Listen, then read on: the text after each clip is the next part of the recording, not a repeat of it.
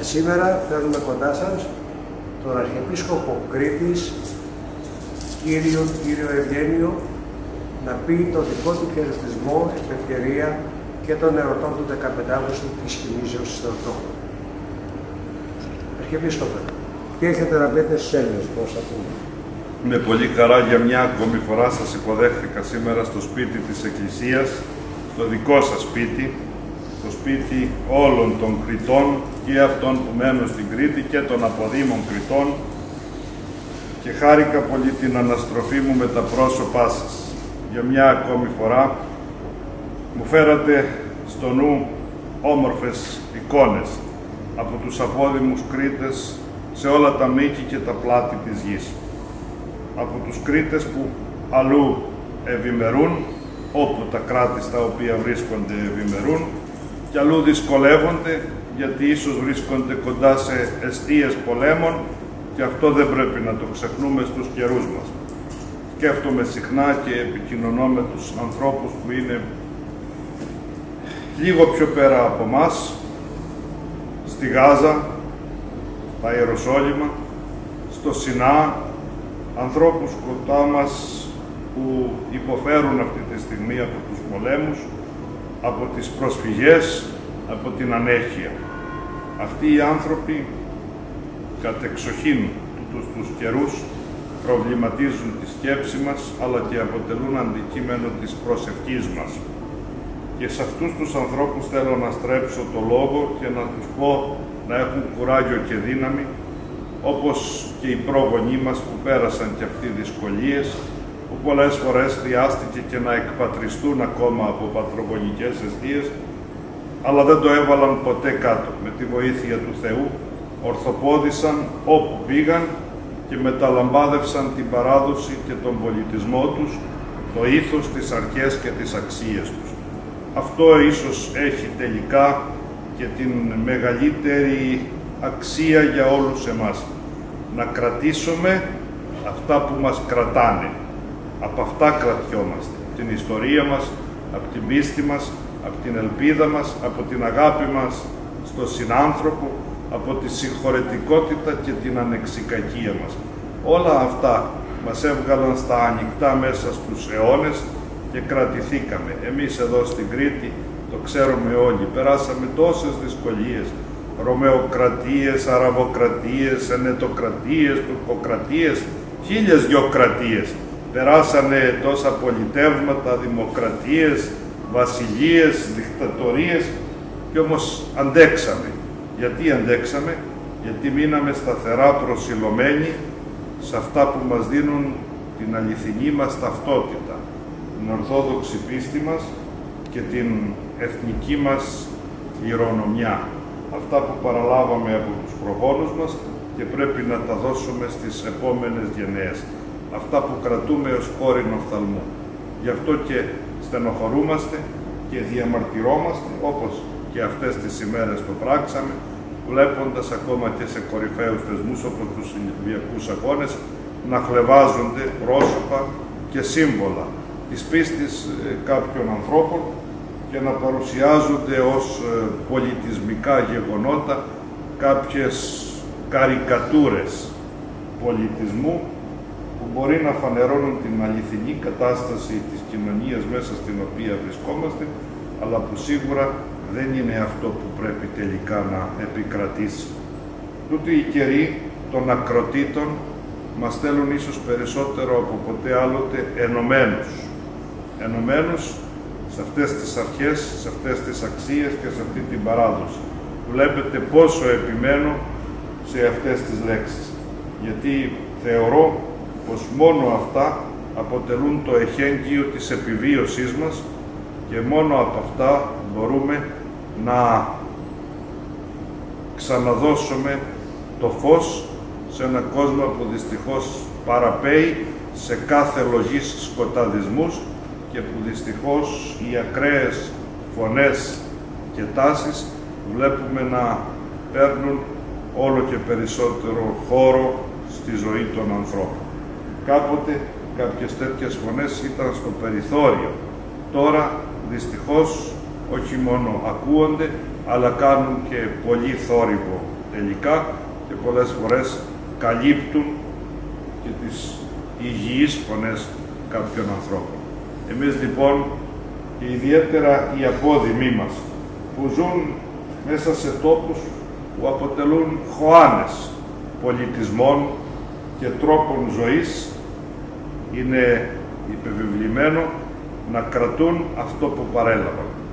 Στενοχωριέμαι πολλές φορές όταν κάποιοι λένε ότι πλέον μετά από την τρίτη, την τέταρτη γενεά έχουμε αποστασιοποιηθεί από την παράδοσή μας, από τον τόπο μας.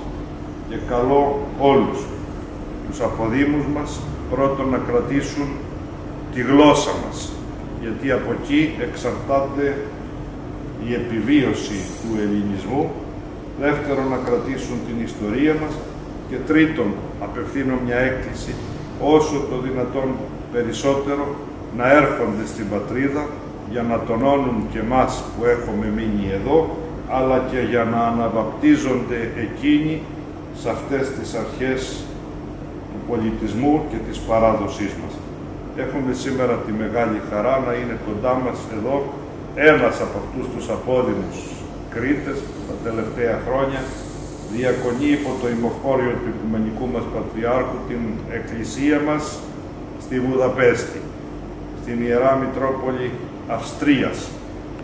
Ο Θεοφιλέστατος Επίσκοπος Απαμίας, κύριος Παΐσιος, αγαπητός αδελφός με τον οποίο ξεκινήσαμε μαζί την εκκλησιαστική μας διακονία πριν από 30 και πλέον χρόνια, τώρα εκείνος κλήθηκε από το Οικουμενικό Πατριαρχείο να δώσει τη στοργή της Εκκλησίας στους ανθρώπους μας που κατοικούν σε αυτήν την χώρα, την Ουγγαρία, την τόσο κοντινή αλλά και ταυτόχρονα τόσο μακρινή, που χρειάζεται ένα πνευματικό πατέρα όπως είναι εκείνος για να ενώσει τους Ορθοδόξους, για να είναι αυτό που πρέπει να είναι στην καρδιά της Ευρώπης. Εκείνος κατάγεται από εδώ, από το Μοχό, εδώ μένει η οικογένειά του, είναι αδελφός της Ιεράς Μονής του Επανοσύφη και χαιρόμαστε και καμαρώνουμε γιατί και εκεί, όπως και σε πολλά άλλα μέρη όπου μεγαλουργεί ο απόδημος ελληνισμός, η Κρήτη έχει δώσει πνευματικούς πατέρες και επιμενάρχες, όπως στη Γερμανία, τον Άγιο Γερμανία, στον Αυγουστίνο, όπως στην Αυστραλία, στη Νέα Ζηλανδία, όπως παλαιότερα και στα Ιεροσόλυμα, στην Αμερική. Δόξα τω Θεώ, έχουμε πολλούς ανθρώπους. Ο Άγιος Αυστρίας, ένας υπέροχος άνθρωπος που κατάγεται και εκείνος από εδώ.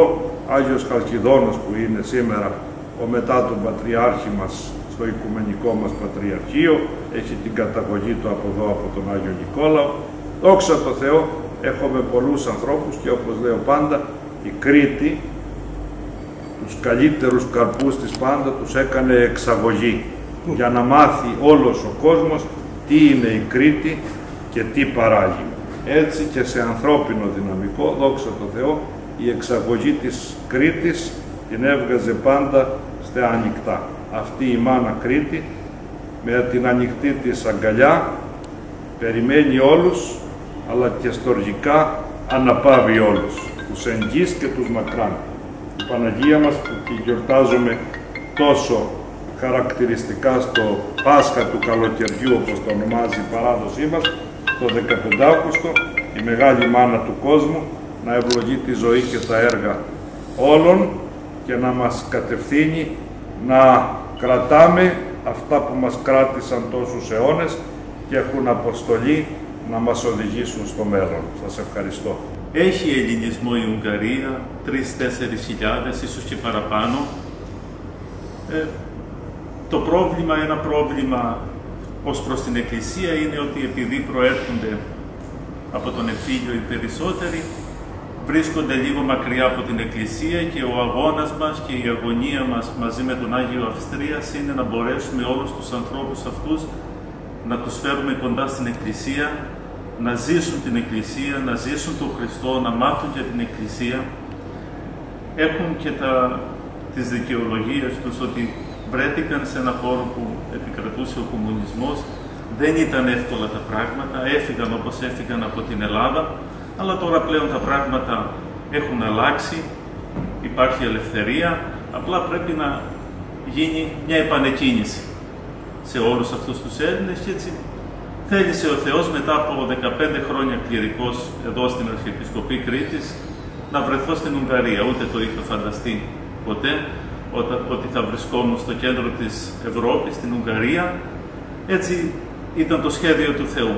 Κάνουμε εκεί τον αγώνα μας, προσπαθούμε να μαζέψουμε τους ανθρώπους, όπως το είπε πολύ καλά ο Σεβασμιότατος Αρχιεπίσκοπος, να τους μάθουμε την ελληνική γλώσσα, διότι την ξεχνάνε, την αφήνουν. Τα ήθη και τα έθιμα, τις παραδόσεις μας, την Εκκλησία, τον Χριστό. Αυτό είναι λίγο δύσκολο στην Ουγγαρία, ως προς τι. Είναι μια καθαρά ιεραποστολική χώρα η Ουγγαρία.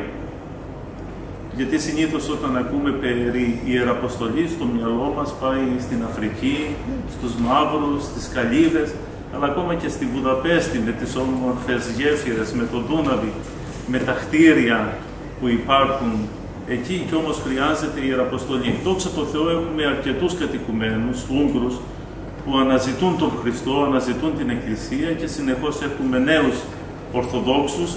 Οι πατέρες εκεί, οι Ούγγροι, συνεχώς έχουν κατοικουμένους που τους μαθαίνουν την Ορθοδοξία, την αληθινή πίστη. Και έτσι αυτός είναι ο αγώνας μας και η αγωνία μας εκεί στην Ουγγαρία. Σας εύχομαι μέσα από την καρδιά μου κάθε επιτυχία, επειδή έχω γνωρίσει και πάρα πολλούς ιερείς και στην Αμερική και στο Καναδά και στην Αίγυπτο που πάω τακτικά. Θέλω να πω ότι η Εκκλησία για μένα στη ζωή μου ήταν σωσίδιο. Αν ήξερα να το πιάσω καλά, πήγαινα σωστά. Εάν ξέφευγε αυτό το σωσίδιο, ήξερα ότι θα πνιγώ. Όχι θεωρητικά, αλλά γενικά. Θα είχα αποτύχει στα πάντα, σε ό,τι προσπαθούσαν και ονειρευόταν οι γονέοι μου για μένα. Πιστεύω λοιπόν ότι η Εκκλησία παίζει πολύ σημαντικό ρόλο. Πολύ πιο σημαντικό ρόλο από την ίδια την πολιτεία. Και το λέω υπεύθυνα. Καθένας έχει την αποστολή. Ο καθένας έχει, όμως στο παρεάκι μας, αγαπητέ Αρχιεπίσκοπε, προσθέτει και ένας αγαπητός φίλος. Έτσι.